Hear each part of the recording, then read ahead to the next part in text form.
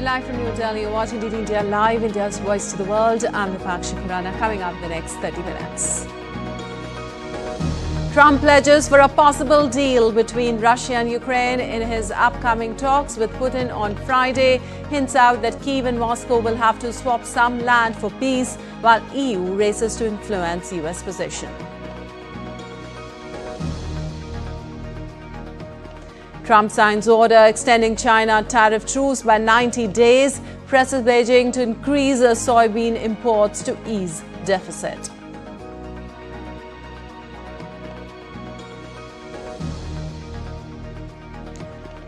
Trump opens door to Nvidia selling advanced AI chips to China after negotiating a deal for a share of 15%. Climate change is serving global ultimatum as wildfires blaze through parts of Europe after heat wave hits, while others battling with torrential rains and floods.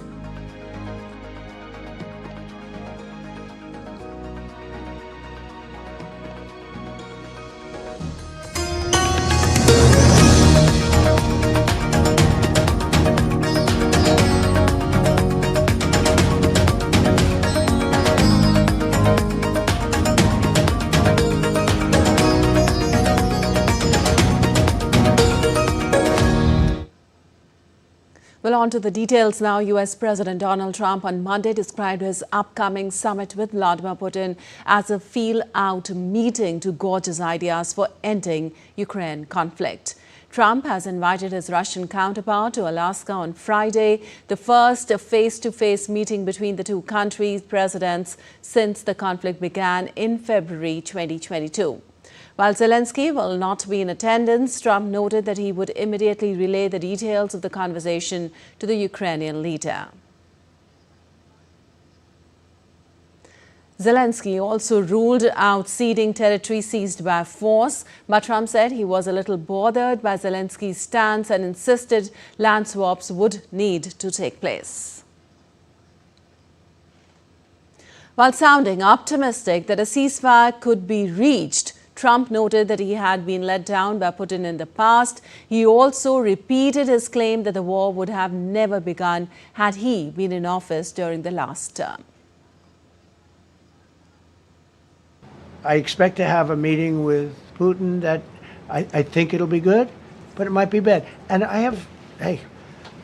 I'm here for one reason, to get rid of a war that somebody else started. Should have never happened. And if I could end it, great. Complex war, a lot of bad blood, But Zelensky's been there for 3.5 years. So if you put him in a room, now I will say this, ultimately I'm going to put the two of them in a room. I'll be there or won't be there. And I think it'll get solved. Meanwhile, Ukrainian President Volodymyr Zelensky on Sunday called for sanctions and pressure on Russia to bring an end to the conflict. Speaking in an evening video address, Zelensky said there has been no real step from Russia towards peace, no action on the ground nor in the air that could save lives. He said Russian strikes injured at least 12 in Zaporizhia region. That shows there were no signs that Russia was preparing to put an end to its hostilities in Ukraine. Сьогодні була доповідь розвідки і військового командування про те, на що розраховує Путін і до чого реально готується. Зокрема, це і приготування воєнні. Він точно не готується до припинення вогню і війни. Путін налаштований тільки на те, щоб подати зустріч з Америкою як свою особисту перемогу. І далі продовжувати діяти так, як і раніше. Тиснути на Україну так, як і раніше. Немає жодної ознаки, що росіяни отримали сигнали готуватись до післявоєнної ситуації. Поки що немає. Навпаки, вони... While the growing concern in Europe is that a potential US-Russia deal without Ukraine at the table could lead to unfair compromises which may not be in the best interest of Kyiv. EU insists that Kyiv and European powers must be included in any peace negotiations. While the idea of a deal being brokered without Ukrainian President Volodymyr Zelensky has raised fears that Kyiv could be pressured to cede territory, a move the EU firmly rejects. Over the weekend, European leaders intensified their push to include Ukraine in the talks. The EU's top diplomat, Kaja Kallas, emphasized that any agreement must involve both Ukraine and the EU bloc. In a statement, the European Commission announced that Ukraine will receive 1.6 billion euros from profits earned on frozen Russian central bank assets. And Prime Minister Narendra Modi spoke to Ukraine President Volodymyr Zelensky on Monday evening. Prime Minister Modi conveyed India's consistent position on the need for an early and peaceful resolution of Russia's conflict. The leaders also reviewed progress in the India-Ukraine bilateral partnership and discussed ways to further enhance cooperation in areas of mutual interest. Prime Minister thanked President Zelensky and reaffirmed India's steadfast and consistent position for peaceful settlement of the conflict and support for efforts aimed at earliest restoration of peace. Prime Minister reiterated India's commitment to extend all possible support in this regard.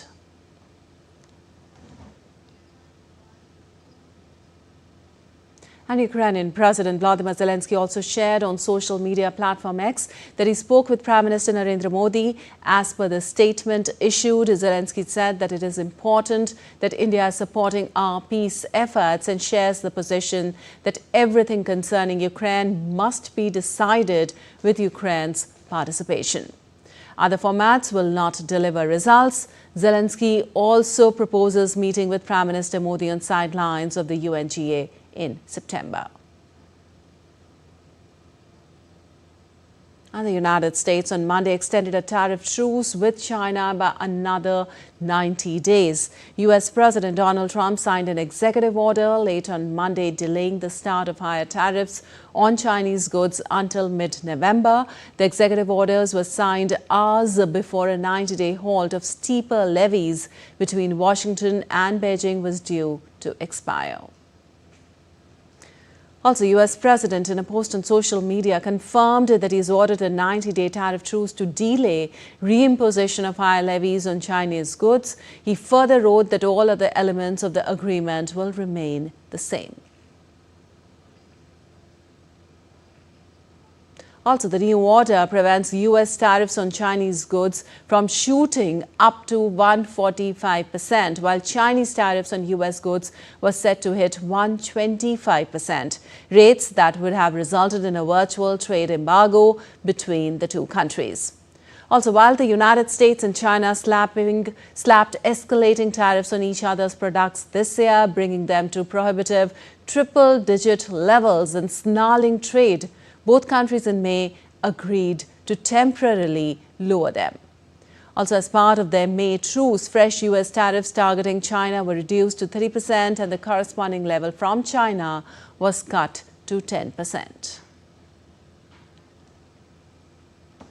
And U.S. President Donald Trump on Monday announced that he's placing Washington, D.C.'s police under federal control and deploying the National Guard to counter.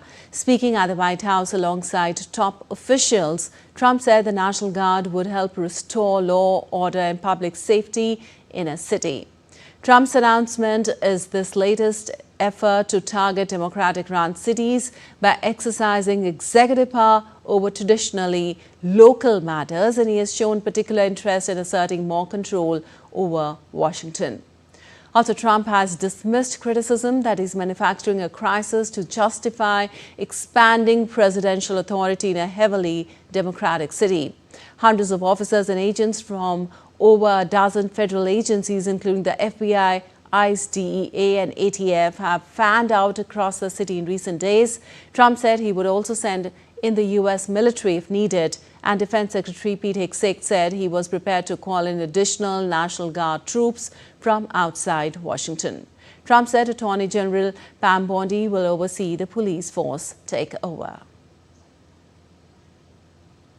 And U.S. President Donald Trump on Monday continued his rhetoric on crime and homelessness in Washington. Trump pledged to evict homeless people from the nation's capital and jailed criminals, despite Washington's mayor arguing there is no current spike in crime. Muriel Bowser said on Sunday the capital was not experiencing a crime spike. The city's police department says violent crime was down by 26% in D.C. in the first 7 months of 2025 compared with last year, while overall crime was down about 7%. A report issued by Washington city government in May said a homelessness count in January showed a 9% decrease from a year earlier. The report says most such individuals are in emergency shelters or transitional housing rather than on the street. And the US and China engaged in a tense verbal exchange on Monday during a UN Security Council session on maritime security. During the council meeting, Panama President Jose Raul Mulino emphasized the council's role is not only to reduce the activities of criminal terrorist groups, but it is also to protect peace among nations. While U.S. Representative Dorothy Chia emphasized the Panama Canal's critical role as one of the world's great instruments of commerce and economic security, citing its construction by Washington and close bilateral partnership with the Central American nation on maritime security.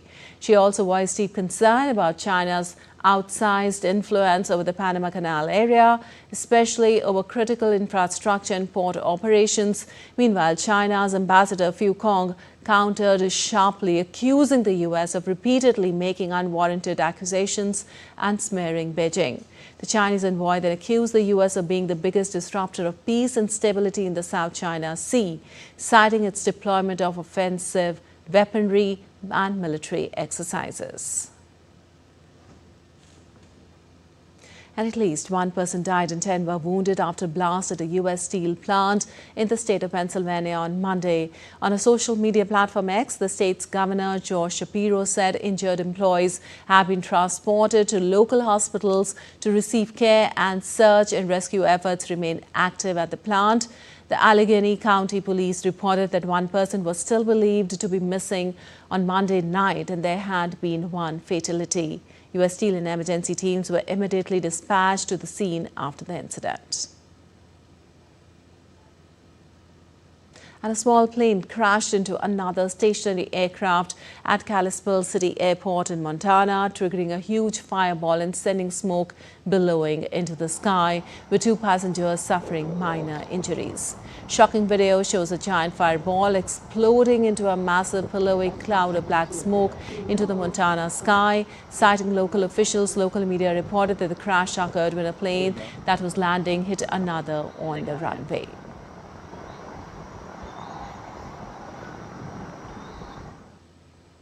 And still to come in this edition of DD India Live. While Tesla opens second showroom in India, eyes September deliveries as it expands presence in the market. The monsoon session of Parliament continues, key bills to be discussed today. And International Youth Day today, highlighting global youth empowerment and their greater engagement.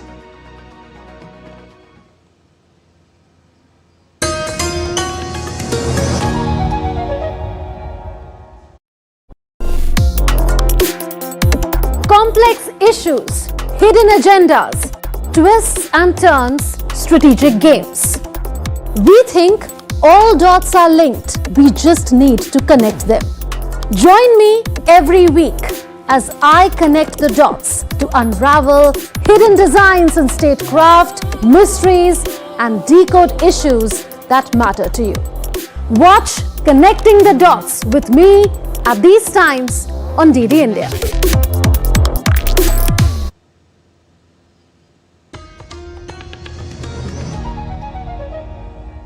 Welcome back. You're watching DD India Live. I'm Vipakshi Kuran, and moving on, the monsoon session of Indian Parliament to meet today with discussion on the National Sports Governance Bill 2025 in the upper house of Rajya Sabha. The bill to provide for the development and promotion of sports, welfare measures for sports persons, ethical practices based on basic universal principles of good governance, ethics and fair play of the Olympic and sports movement. The bill was passed by Lok Sabha on Monday. The National Anti-Doping Amendment Bill 2025 will be taken up in the upper house. While the lower house of Lok Sabha to take up the Indian Ports Bill 2025, the bill to consolidate the law relating to ports, promote integrated port development, facilitate ease of doing business and ensure the optimum utilization of India's coastline. The Mines and Minerals Development and Regulation Amendment Bill 2025 will also be discussed in the Lok Sabha. And the long-awaited National Sports Governance Bill was passed in India's lower house on Monday, with Sports Minister Dr. Mansukh Mandavia describing it as the single biggest reform in Indian sports since independence. The Sports Governance Bill seeks to regulate the various sports administrators in India, while the Anti-Doping Amendment Bill provides greater operational independence to the country's anti-doping agency, NADA, as prescribed by the world's anti-doping agency, WADA. The governance bill provides for the establishment of the National Olympic Committee, National Paralympic Committee and national and regional sports federations for each designated sport. खेलो भारत नीति आज सारे देश में उसकी बहुत अच्छी सराहना हो रही है। ये ही सीक्वेंस का एक पार्ट है sports governance bill. Sports governance bill के लिए कई बार प्रयास करा गया, भूतकाल में भी प्रयास हुआ और अभी वर्तमान समय में मोदी जी ने अच्छी बात कही है कि हमें इंटरनेशनल स्टैंडर्ड का वर्ल्ड क्लास बेस्ट एक्सीलेंस के साथ हमारी तैयारी होनी चाहिए। और जब आने वाले दिनों में भारत ओलंपिक्स के लिए बिड करने जा रहे हैं, वैसी स्थिति में भारत में स्पोर्ट्स इकोसिस्टम रोबस्ट हो, दुरुस्त हो, पारदर्शी हो, अकाउंटेबिलिटी वाली हो, उस दिशा के प्रयास का एक ये महत्वपूर्ण कदम है। While marking another milestone in the strong and enduring maritime partnership between the two countries, Indian Coast Guard and Sri Lankan Coast Guard met on Monday for the 8th high-level meeting. The discussions centered on strengthening cooperative engagements in the fields of marine pollution response, maritime search and rescue, and maritime law enforcement. Enhanced capacity building and technical assistance initiatives between the two neighbours were also discussed during the meet. Both sides reaffirmed their commitment to work closely in addressing contemporary maritime challenges, ensuring safety, security and environmental stewardship in the shared maritime domain. The meeting underscored the mutual resolve of ICG and SLCG to deepen operational coordination, share best practices and further promote regional maritime stability through sustained cooperation. And on the sidelines of Australian Army Chief Lieutenant General Simon Stewart's visit to India, a notable interaction took place between Warrant Officer Kim Felmingham, Regimental Sergeant Major of the Australian Army, and Subedar Major Gopakumar S. of the Indian Army. While the two senior enlisted leaders discussed the evolving role of junior leaders, challenges faced by troops on the ground, talks shared strategies and emphasis to improve morale and operational effectiveness. The exchange highlighted the importance of grassroots leadership and mutual learning between the two armies. Thus, the dialogue added depth to the broader defence cooperation efforts between India and Australia. And on to some weather updates. Thousands have been evacuated as massive wildfires continue to grip northern Spain as southern Europe battles a record-breaking heat wave. Multiple wildfires have been wreaking havoc in Spain, particularly in northern regions, as record-breaking temperatures continue to hit southern Europe. Blaze damaged several houses and forced hundreds of people to leave their homes near a UNESCO-listed national park. 13 fires broke out in the north of the Castile and Leon region, with about 700 people told to abandon their homes in half a dozen villages. Madrid region's Environment Councillor Carlos Novillo said winds exceeding 70 kilometers per hour accelerated the fire's spread, causing damage in Soto de Vinyols and leaving one person gravely injured. Meanwhile, despite the efforts of over 2,000 firefighters, a wildfire in Portugal spread overnight, forcing the evacuation of 4 villages. According to the European Forest Fire Information System, so far this year, about 52,000 hectares of Portugal's total area have burned, exceeding the 2006 to 2024 average for the same period by about 10,000 hectares.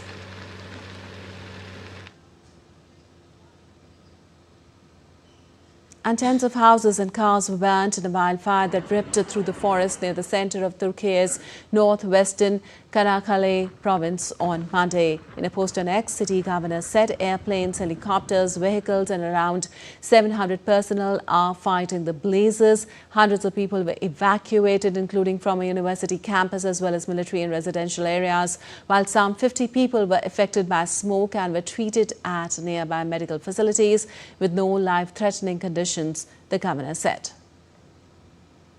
Helicopters were seen scooping water from the Dardanelles Strait and dousing the wildfires, while water-spraying police vehicles worked to extinguish flames that had spread to some residential buildings in the area. Authorities also launched precautionary evacuations in areas at risk and urged residents to avoid unnecessary travel to keep roads clear from traffic for emergency vehicles.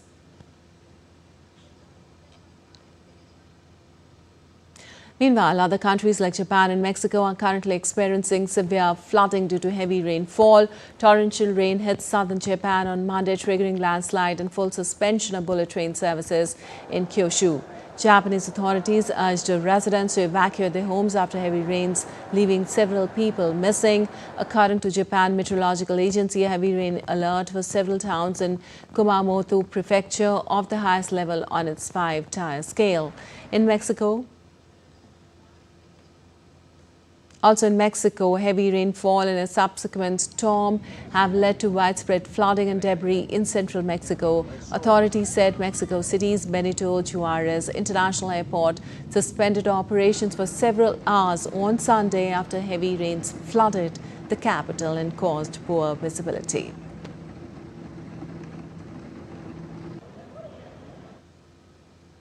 And on to some business news now. Tech giant Nvidia made an unprecedented deal with the U.S. administration to keep selling chips to China.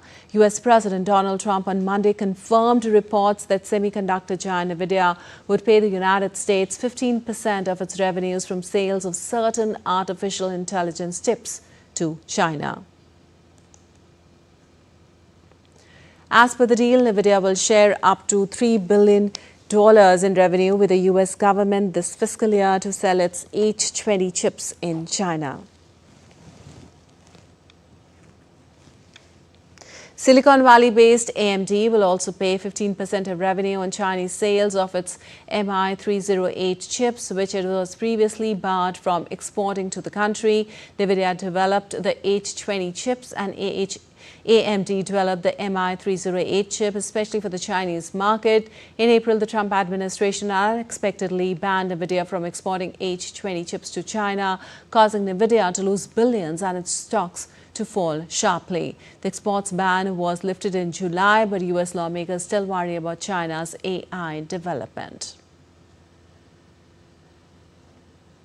An American electric vehicle maker, Tesla, launched its second showroom in India, New Delhi on Monday, less than a month after making its India debut with a retail outlet in Mumbai.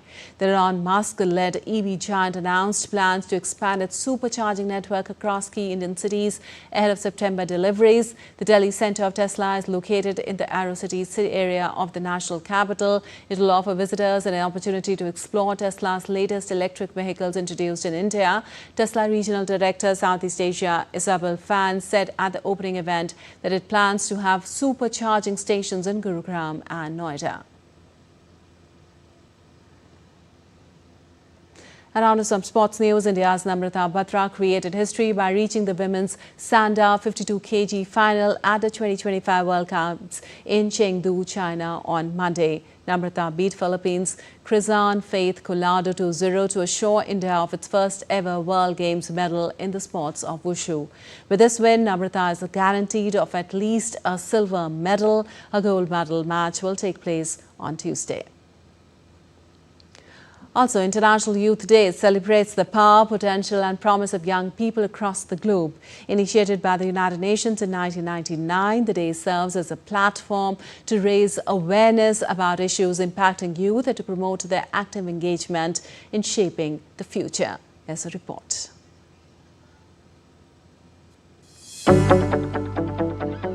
Each year, the day is marked with a specific theme focusing on a pressing global challenge. This year's theme, Youth for Climate Action and Sustainable Development, highlights the critical role of young leaders in driving climate solutions and achieving the United Nations Sustainable Development Goals. From awareness campaigns and workshops to community projects and policy dialogues, governments, NGOs, and youth-led organizations are hosting events worldwide. The aim is to empower young minds with the skill, opportunities, and confidence to become change makers. In India, the day resonates strongly with the country's demographic dividend, where over 65% of the population is under the age of 35. Initiatives like Skill India, Startup India, and Fit India movement are enabling young Indians to innovate, excel, and contribute to national growth. International Youth Day is not just a celebration, but a reminder that the energy, creativity, and vision of today's youth are the cornerstones of a more inclusive, resilient, and sustainable tomorrow. Bureau Report, DD India. All right, that's all for this edition of DD India Live. But let us know your thoughts on the news of the day. For those on the go, you can get all the latest news and updates from India across the world on the DD India mobile app. The app is available on both Android and iOS platforms. Scan the QR code on the screen to download now. We'll be back with more news as it breaks here on DD India. I'm Nipakshi Khurana from all of us here in Delhi. Thanks for watching DD India Live.